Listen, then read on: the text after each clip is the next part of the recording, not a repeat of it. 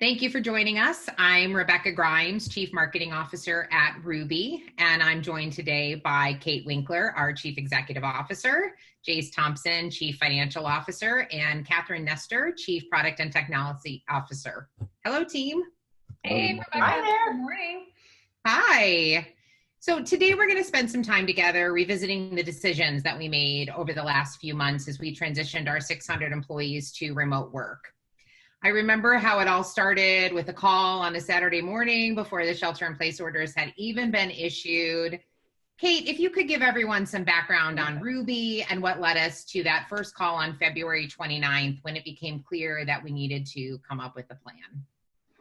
You know, I remember that day so clearly because Ruby was immediately impacted by the first case that we actually saw in Oregon, which happened to be at a local elementary school where we had employees' children attending that school. So very quickly we were faced with the reality of what were we going to do? We could have actually already faced a contamination. And even if we didn't, we actually work in a call center environment where we have close quarters. And so we would be at high risk of potentially actually spreading COVID and spreading it to a mass population in a very quick fashion. So we had to make a commitment very quickly to say, number one, we have to get our employees home and get them safe because we worked in a higher risk environment. And number two, we actually had to make sure that our customers were going to have continuity of service. And why that's important is if we think about COVID and who COVID has impacted, it really has been the small business. You know, 30 million small businesses today, and we think about the 42 million jobs lost at peak. Those were coming out of small businesses. So our job and our number one goal was, how can we get our employees safe and get home into a fashion where we can help all of those small businesses make those transitions? So we made that commitment and said, we've got to get home very quickly. And our goal was to get home in a period of 15 days. And we went immediately into action. First thing that we did is we actually, that weekend, bio-cleaned every single one of our offices. We actually had to make sure our offices were immediately safe. The second thing is we started setting new policies around, okay, we've got to change how we work in an office right now. We've got to have daily wipe downs of all of our surfaces. We can't have shared food anymore. We actually need to start practicing keeping ourselves distanced from other people. So a lot of things that ultimately all of us know very well today.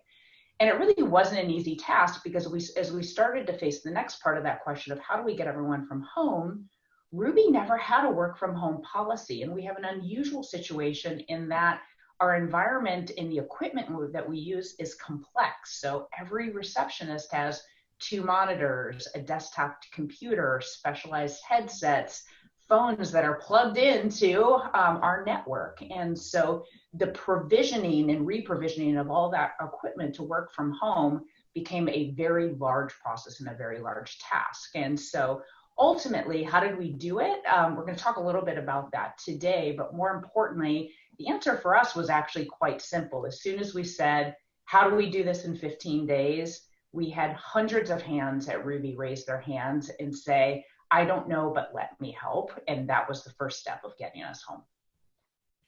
Yeah, and if you don't mind if I just pick up a little bit on what Kate was saying there. So, you know, from a practicality place and how we actually keep that service continuity, we had a pretty complex set of things that we had to juggle. As Kate mentioned, our equipment for the vast majority of our employees, and particularly for the ones that actually deliver our service, not the folks sort of adminning and helping to build the things that allow us to deliver that service, none of those people had laptops. None of those people were mobile. The entire application and infrastructure at Ruby is set up to optimize the in-office experience, optimizing on voice quality and responsiveness and all of these things. And as Kate said, we looked at like 15 days, how do we get everybody home? We started very quickly to do some proof of concepts. We didn't even have the capacity to have that many people coming back into our network from home.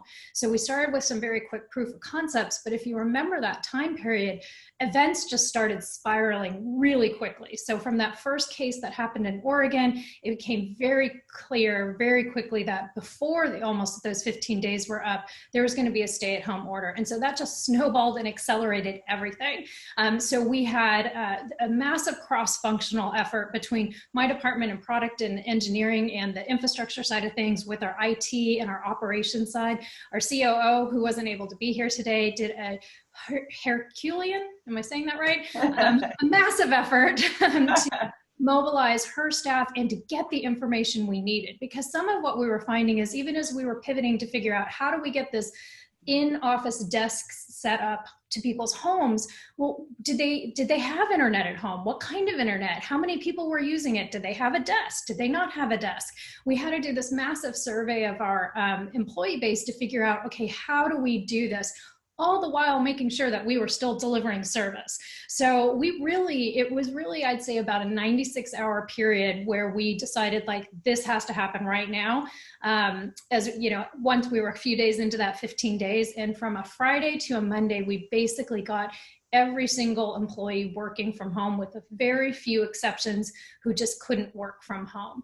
And I mean, I mentioned it was a cross-functional effort. I mean, we had our CFO, even Jace, helping because just even, do you want to talk a little bit about like how your team and you all ended up participating in this massive shift to work from home? Yeah, sure. I mean, I think it's, like everybody knows and everybody experienced, it's, it was a tense time. Like Catherine mentioned, it was snowballing quickly. There was a lot of uncertainty. And I think even for our staff, it was like, what's going to happen next? And so it was really heartening to have the entire company kind of roll up their sleeves and while we were still physically present with each other, we could kind of calm each other's nerves, kind of work together on the problem. And that included everything. Like, I don't have keys to the technology that Catherine does to help out in that arena, but I had keys to a car. So I could like drive folks or take their equipment to their homes and help set it up and make sure that they had their questions answered while we were driving around, and just kind of bring down that anxiety level. And just, I think, from the beginning, with communication and with that connection and that intentionality of what we were trying to do to keep everyone safe, I think that really builds a foundation of trust with our employees, with each other, that, that we are going to weather this together and look for creative solutions. So it was a very awesome experience I will never forget. Not sure I'd want to do it again, but something that we can really proudly look back on and know that we kept our people and our communities safe. And I think we got the feedback on that too from the vast majority of our employees that were appreciative of that intentionality and effort. Yeah, what I've appreciated over the past few months since we actually started that back in March was the fact that we had no idea how long we were actually going to be away from the office. And so people just took the necessities, but then things like, I need access to a chair. I don't have this thing that I left on my desk because I didn't realize we were actually going to be working from home longer. I appreciated that we've been so accommodating to make sure that everybody was comfortable working from home, knowing that this is likely going to be more of a longer term situation than I think any of us thought it might be in the beginning when we first went down this path. Yeah, and interestingly enough, one of the probably biggest requests that we've seen is, I want to go get pictures of my colleagues. I want to feel like they're with me right now, and I want to get those personal mementos off my desk. And quite honestly, those have been the things that have probably been even the most important to make sure everyone can get access to them, so we can continue to try and maintain what is a very tight-knit community at Ruby and maintain the culture by feeling like we've got that connective tissue. Agree 100%. So let's transition to the quality of service. So, it was important for us to make sure that our people were set up to be successful, but we have a very large customer base that also needed us to be successful on their behalf as well. Ruby has a long-standing reputation for providing high-quality service to its small business customers. Kate, can you talk about what steps Ruby took to ensure that this legacy continued as employees moved to remote work? And what are some of those learnings that you think might actually become more permanent as we think about coming out of of working from home and return to the office? Great question. And, I would say the interesting thing that we learned is not only did we know that the small business community, just by default of its size, was going to take the biggest hit, but we knew it was going to take the hardest hit because small businesses, they don't have IT staff. They don't have a ton of extra equipment sitting around. They're not thinking and planning for VPN connectivity like you would at an enterprise level size.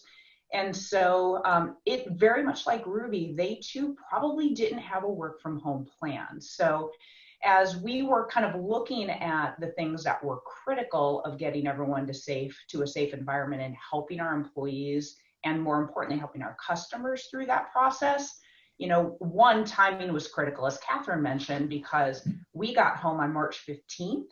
And that was 10 days before shelter went in place in Oregon, where most of our employees are, and 26 days before shelter went in place in Missouri, which is where our second largest operating facility is. And it was before we started to see a mass kind of spike in cases. And in getting there so we could actually be home, have worked through the kinks, because we certainly had our kinks, to allow our customers to use us as one of their many, many solutions and use us as a partner to help them make that transition was absolutely critical. A couple of the things, though, we realized that were almost as critical, though, is we also knew that these kinks were going to present themselves in phone calls. So we took the extra step of letting our customers know right away that we made this mass migration home. We were going to be there for our customers. We were going to be that steady partner. However, a child might walk into a call and a dog might bark in the room, and we're going to, kind of figure out those kinks. And occasionally, if we break something or something happens, we're going to let you know, because right now communication is key and trust is key. And so the other side of that is we also wanted to make sure our customers knew that we were going to be flexible, because as we think about how do they work through their process of what is a long-term decision here, we had to be flexible to allow them the time and the space to do that. So we provided flexibility to change their plans any way they wanted to. I want to downsize my plan. I want to go on hold. I just need extended payment terms. I can't live without Ruby, but man, I really can't pay for Ruby right now. And so any way we could be flexible, we were flexible with our customers to buy our customers that time that they needed in order for them to build their own long-term policies. The other thing that I think that we did to help our customers prepare is help them get information and help them get access to the things that were impacting their days. So for instance, we saw right away what was happening with consumer behavior with all calls. People just started shifting and saying, there was a huge reduction in call volume, but interestingly enough, chat was up, and we were starting seeing days of the week change. It's like, gosh, our customers should know this information, that consumer behavior is changing as everyone is trying to manage through and deal with COVID. And some of those changes ultimately resulted in us needing to do new things, meaning we saw days get longer, and all of a sudden there was a large number of calls coming in at 7 p.m. and on weekends and late at night, and people were living in their homes. And we have a lot of customers, for instance, that are home service contractors, like a plumber, where things were breaking in the middle of the night. So we actually launched 24/7 service as a result of COVID and that change in behavior. So we made that long-term change in order to support what was likely to be a long-term change in consumer behavior for our customers as well. But probably more importantly, the thing that we're seeing now, if I were to look back and look at the new customers that have started to use Ruby since COVID happened, so signed up in maybe middle of March or in April through to today, they've stayed on. And many of them called us and said, you know what, I just really need you for 30 days, which is absolutely okay, because our mission is to help small businesses. But now what we're seeing is we're talking to those customers, they're calling us and saying, you guys, I've now found Ruby as being invaluable because you're giving me the hours back in my day to work through work from home processes, to rethink how I run my business. And a lot of these customers that we're hearing are rethinking real estate, meaning, do I need to operate in an office now that I've figured out Zoom and all these different ways to interact with one another? Do I need to actually think about utilizing work from home, if not as a permanent tool, one as a flexible tool to actually give my my working moms that have children that are at home right now more flexibility? So even though I'm back in the office, it's perhaps a benefit to my employees to allow them to still stay remote, but I want to be able to manage that communication flow. So we're seeing now, by allowing our customers to have this time and to have the flexibility to manage through work from home, we're seeing some changes about how they're really changing how work gets done. And being a distributed workforce, I think, is going to be a permanent change versus a temporary one. I completely agree. And, you touched on one of the things that I'd love to get Catherine's kind of background on. I think that this was something that we saw pretty early on in the sales and marketing front, that 24/7 was becoming a bigger request. As you mentioned, small business, their hours were changing, and the type of customers that we were having come to Ruby were changing. And so while that was already something that was in the works, we were in the middle of a beta program when we went to working remote, and we had lots of conversations about how we could accelerate that program and actually bring that to new customers that we were signing up that also needed those services. So Catherine, do you want to talk a little bit about what that was like and the process we went through there? What did they say? Something about challenges or how innovation comes out of difficult times. And that's certainly been true for us. As Kate and Rebecca said, we were piloting the idea of 24/7.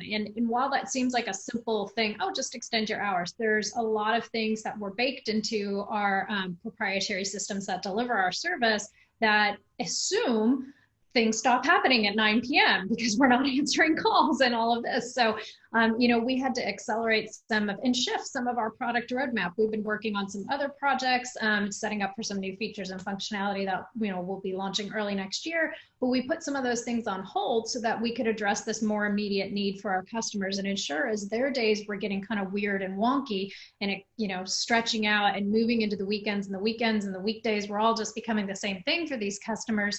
It really, to best support them, we needed to make sure that we had a robust 24/7 solution, both from our technology supporting it, but also from the operational side. And we certainly have seen that call volume go up, and we've seen even within our own customer base, aside of the new customers that we're signing up, they're just needing that extra coverage. We also saw some other interesting shifts that also had us looking for creative solutions for our customers, both something that would help them as consumer behavior switched, but also something that was affordable for them as they were losing their own revenues as things were shutting down. And that's that we saw a lot more folks coming to websites. I can't walk into the brick and mortar store anymore, but I'm going to go on the web and see, like, are you doing takeout orders? Are you doing, are you doing curbside pickup for shopping? Or, are you still functioning as a plumber right now? Because I don't know, maybe you're afraid to go into people's houses.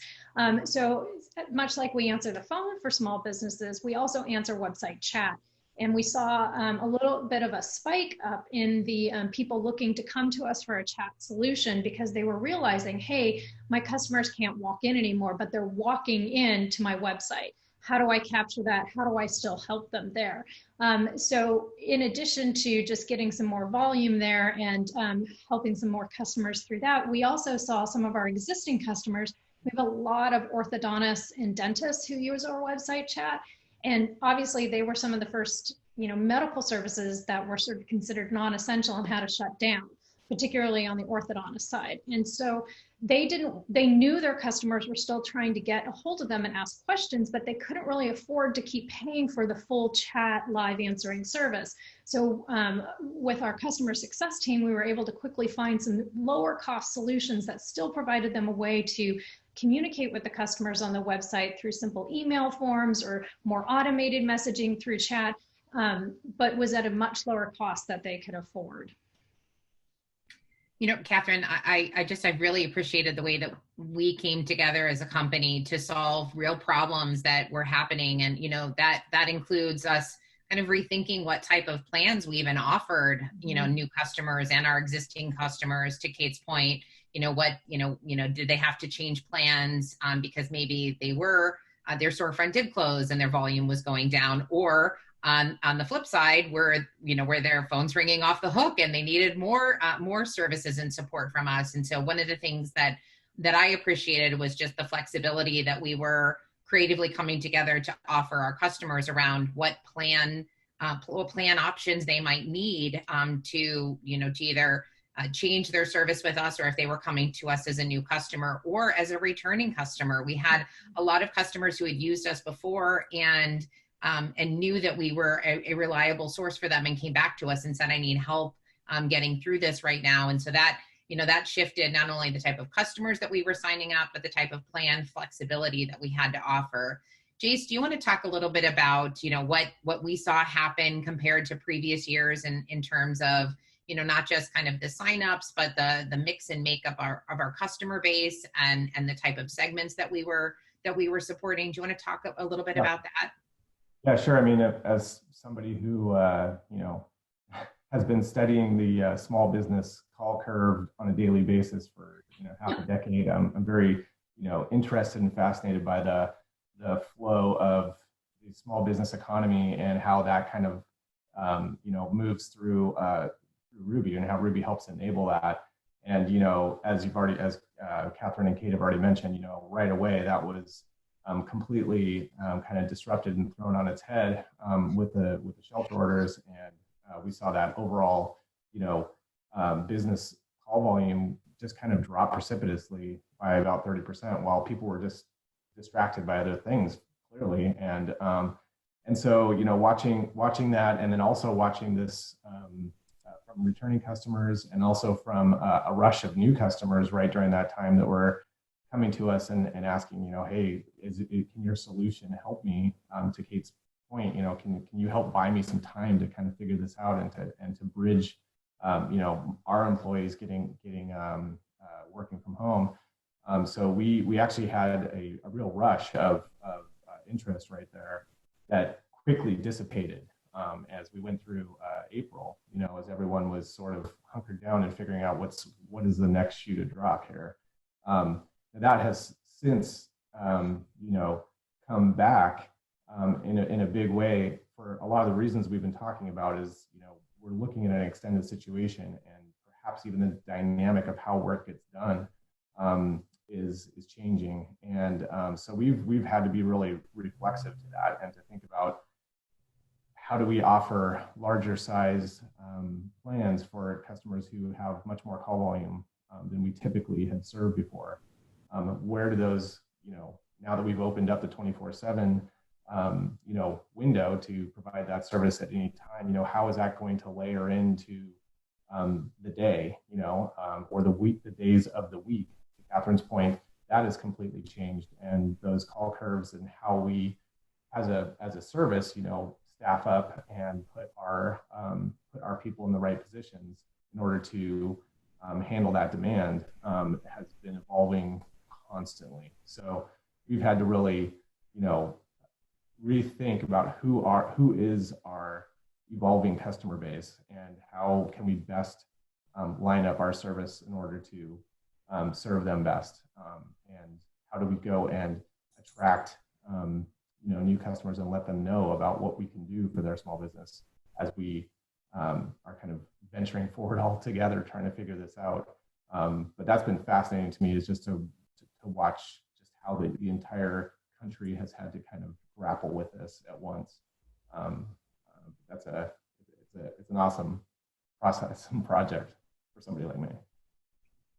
Yeah, I think everything that we knew to be a constant changed, and then it changed again, and then it keeps changing every day. It seems like as things are evolving across the country, and as we're even, to your point, our customer base is evolving. And so I'd love to spend a little bit of time talking about that. So Ruby, provides services to a wide variety of industries, everything from attorneys to financial services professionals to home services and to healthcare professionals. And I'd love to just get everybody's take on what are some of those industry specific changes and shifts that we're seeing as things have become more steady state in terms of, this is our new normal for a lot of small businesses. They may have returned to their storefront, or they, to Kate's point, may have decided that they can actually run their business remotely and don't need that storefront anymore. So Jace, why don't we start with you, and then we'll go on to Catherine and Kate, just about what are some of those evolving changes that we're seeing, and what do those new customers look like, and what are some of the new industries that are actually considering Ruby as an alternative that maybe never thought that they would need to use a service like us before.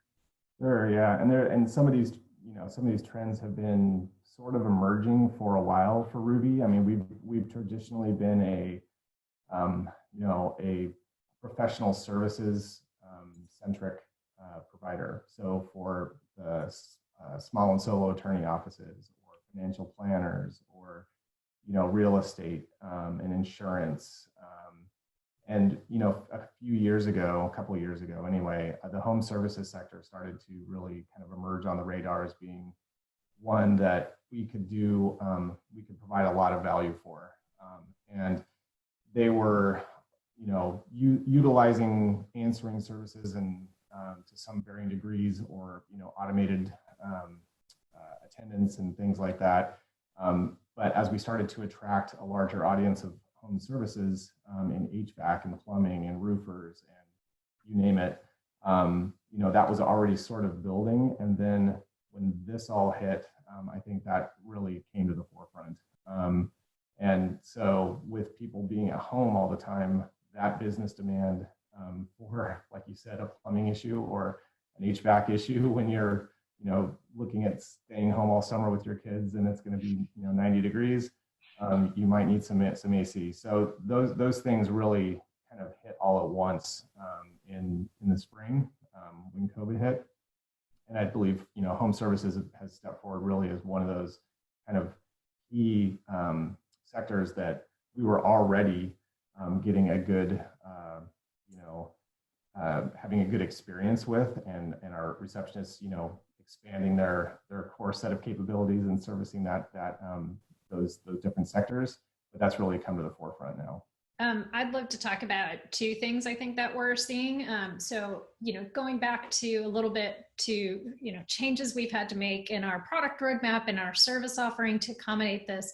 One of the other things that we're seeing is Jay said, normally, our customer base was a lot of professional services, and these are certainly people who book appointments for their visits and for people coming into them. Scheduling and a better scheduling solution and how we handle that for our customers has been on our roadmap. And we were working on some underlying things this year to make that possible early next year.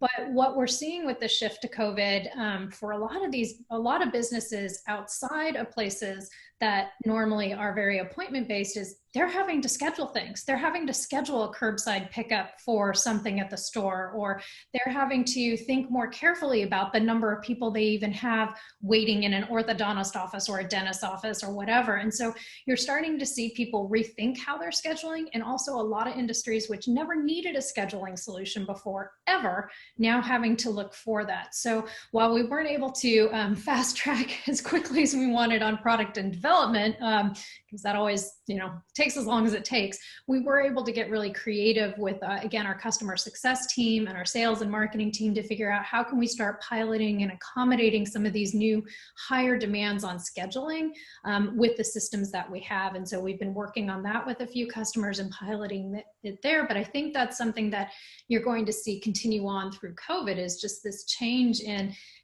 how you do business. If I'm doing business remotely, but I do need to meet somebody to hand something off or to give them something, I'm going to need to schedule that. So that's one interesting trend. And I'll be very curious to see what happens to some of the scheduling solutions out there. I'm sure they're seeing a lot more demand, as well as websites too. We've seen so many businesses which previously didn't really have a web preference because it was more go down Yelp and call, and whoever answers the phone first, that's who we're going to go with. But since since people can't, meet people in person the way they used to, we're starting to see a lot more quickly set up websites. And that's another area then where, okay, now I've got this website, so how do I communicate with people there? And chat is, starting to go on the rise there, so that people can still have some kind of interactive interaction with a business. Is that sort of like interaction squared? I don't know. So with some kind of actual give and take with the business, even through these new communication mechanisms.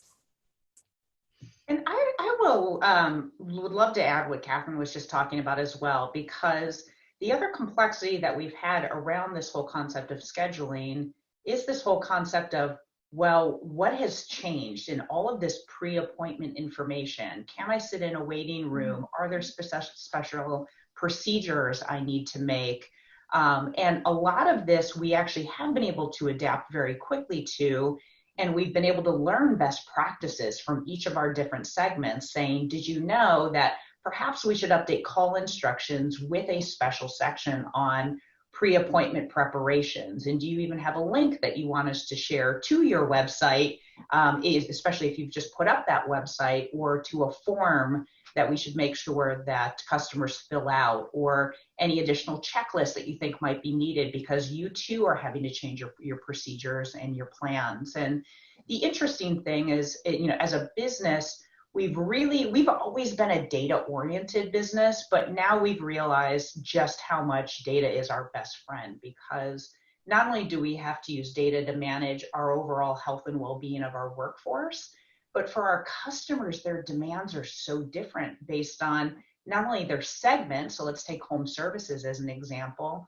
but their subsegment, because construction for a time was in many geographies considered non-essential and was shut down. So that subsector in home services was experiencing something very different than plumbers and HVAC were experiencing.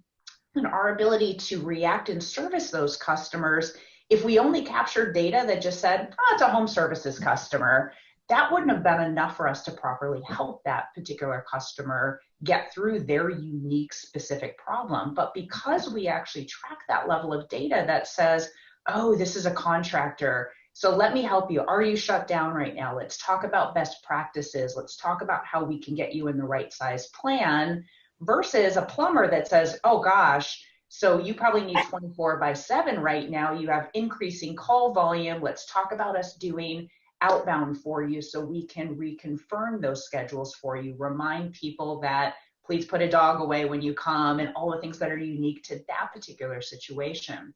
Because our customers, again, have very different behaviors and reactions from COVID that are geography specific, that are subsector specific, that are even driven by seasonality. So, Catherine made another great point with HVAC right now. So particularly in our warmer climates right now, as we're right in the middle of summer, when your HVAC breaks down and you're working from home and your house is 95 degrees plus, that's a big problem.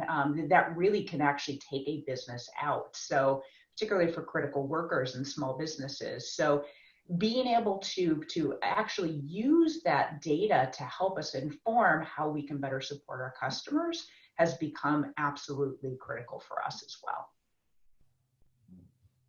Kate, that actually, transitions pretty nicely into the next topic that I wanted to transition to. The past few months have really illustrated the importance of business continuity planning, but it's tough with the moving target and things ever changing. Kate, how has Ruby addressed this challenge, and what advice would you provide your small business customers on how to navigate this right now?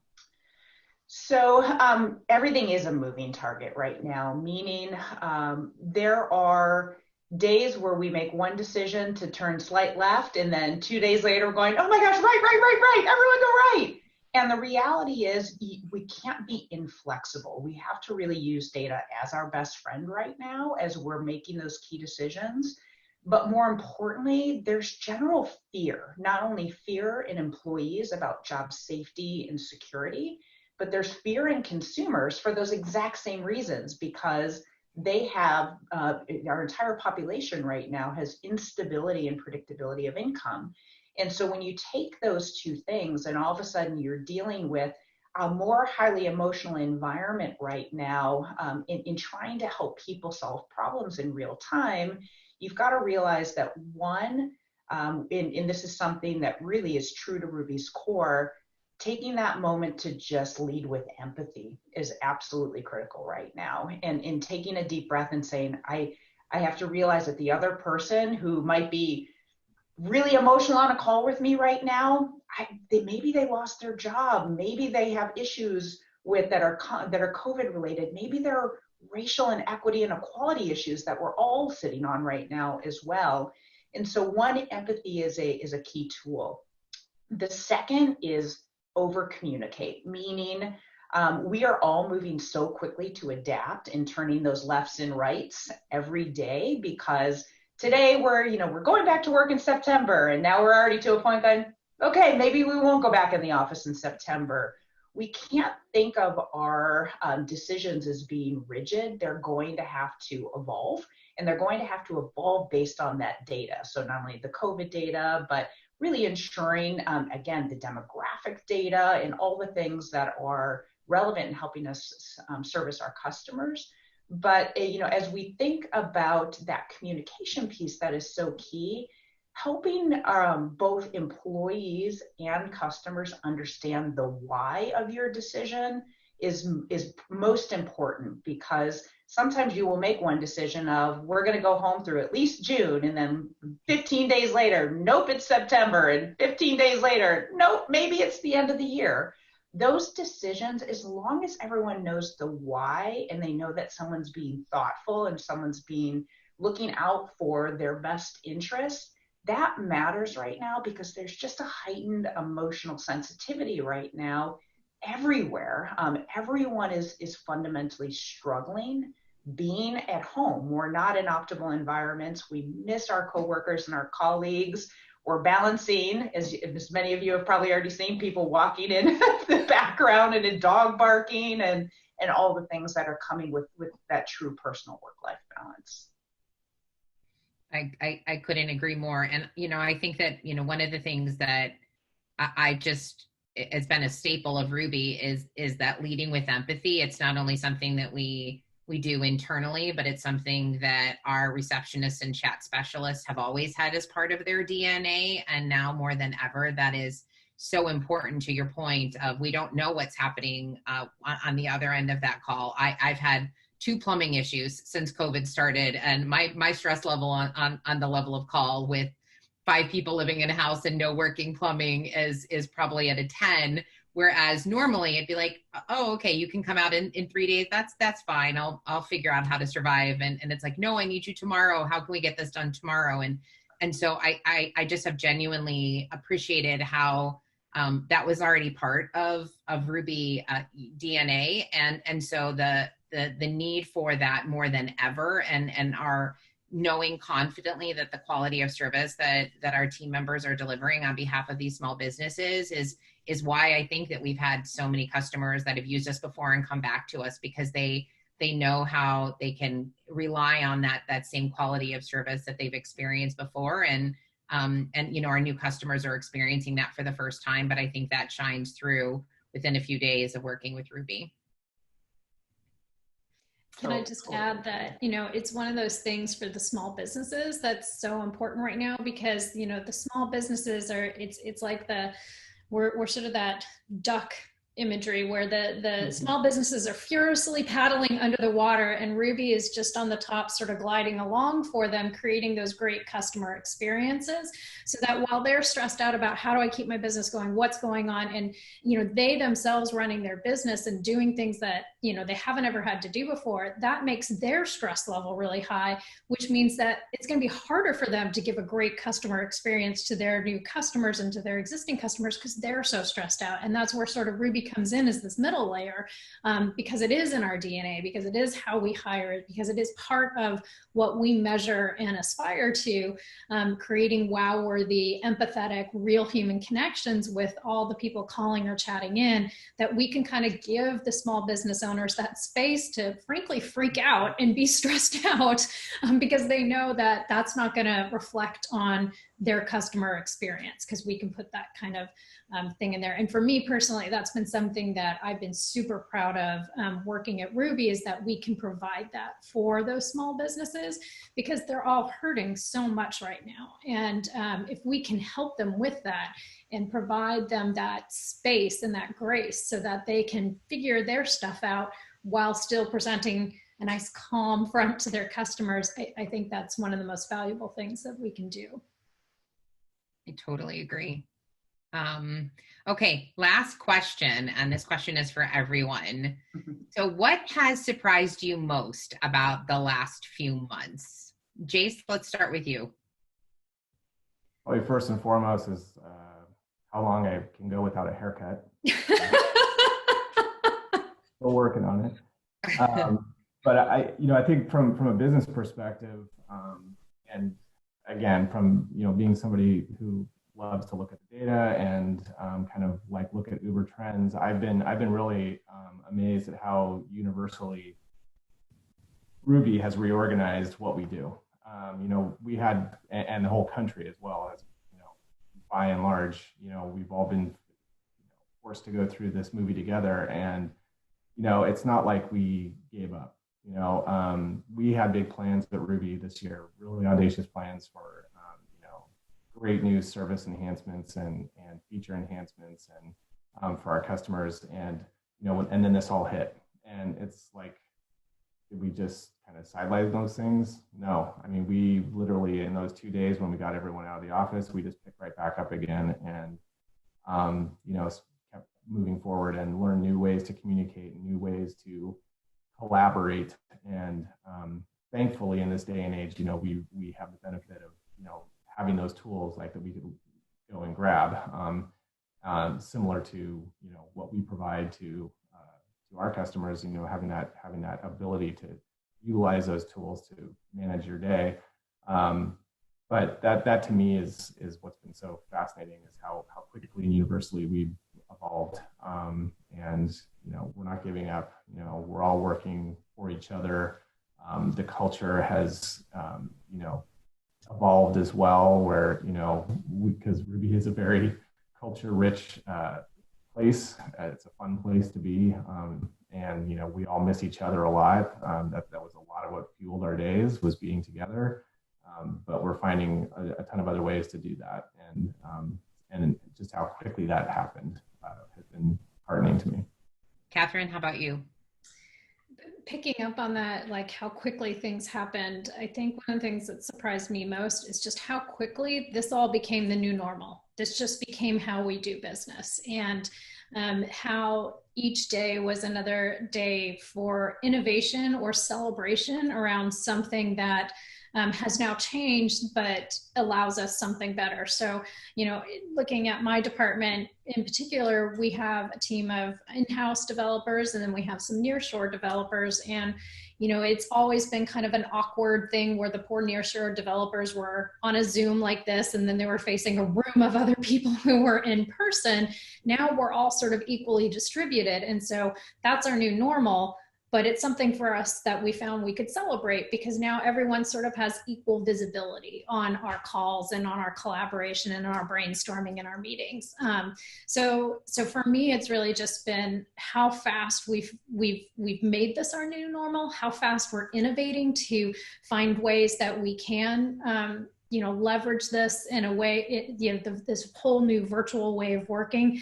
My department also loves sticky notes and putting them up on walls. And, we figured out new ways to do that virtually so that we can track things and that we can share ideas and move things around. And I know that that's not just here at Ruby where that's happening. I know that's happening across the country. So just that resiliency in accepting what is now how we need to operate, both from a business perspective and from a human perspective. Well And said. I would wrap this up. Not only has that innovation been amazing because we're now all potentially in a position where we're hiring new people that are not going to see their colleagues potentially for months. And so that's one thing as we think about how do you onboard people? How do you think about hiring now? Do you hire for a specific office? Do you think about hiring for remote? There's been some interesting evolutions as you even think about broadly hiring practices. But probably more importantly, and the thing I would want to leave small businesses with the most is the importance of mental health in encouraging employees to try and create space and separation between work and home, because it's really easy for those to blur. And it's really easy for your days to get longer. And it's really easy to pick up that your laptop or start doing some work on a Saturday or letting it bleed into dinner time. And unfortunately, the benefit of being able to, sneak in a walk at the middle of the day because you're working from home, and it also comes with the opposite side of that, where if anything, we're probably seeing employees are working more versus less now that we're at home because they're trying to balance so many demands.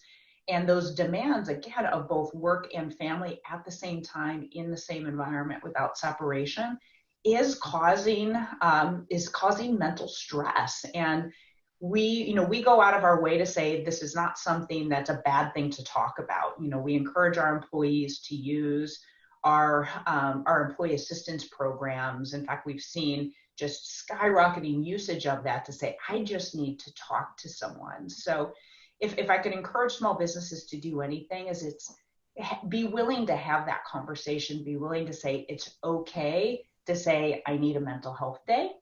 And it's okay to actually seek assistance, because this is a fundamental change for how we've done work for decades upon decades upon decades. And that transition is really, really difficult. And so again, the more open and willing and encouraging we can be, all as employers, to support our employees in making that transition, the better and more sustainable they'll be able to be in making that path through. I wholeheartedly agree with all of that. All right, we are at time. So thank you, team, for the chat today. I know this has been a wild ride over the last few months, but I know that we as a company and as a country are resilient, and we will come out the other end of this stronger. So everyone stay safe and be well until next time. Thanks, Rebecca. Thank you all. Bye. I miss you all. Yeah.